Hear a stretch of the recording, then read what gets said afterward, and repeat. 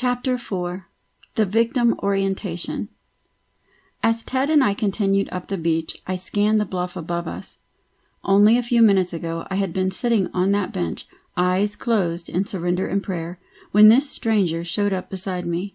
Now, here we were deep in conversation about the very concerns that had made me drop everything and take a vacation to mull over this turning point in my life. I barely had an inkling of the giant turnaround I was about to make. We walked away from the water to several large rocks that jutted out of the beach near the bluff. Ted's picture of the dreaded drama triangle was still etched in my mind. "Let's sit down on this big rock here," Ted suggested. We sat down next to one another, much like we had been sitting on a bench. Ted leaned his staff against the back of the stone. As we sat in silence for a few minutes, I could still see his drawing in the sand out near the water. The DDT is one way to get a bird's-eye view of your life. The dramas we've been talking about are just one part of it, the end result of your personal orientation to the world," said Ted. "Orientation? What do you mean exactly?" I asked. "An orientation is a point of reference, a mental standpoint that determines your direction.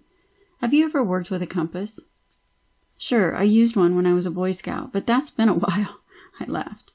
"Well," said Ted, "you know how a compass gives you a point of reference by indicating which way is north?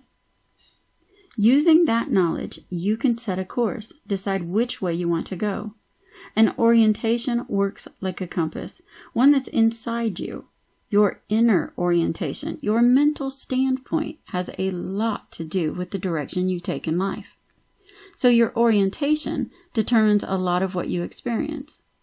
The dictionary says that an orientation is a general or lasting direction of thought, inclination, or interest." Okay, orientation, point of reference, direction. I think I get it.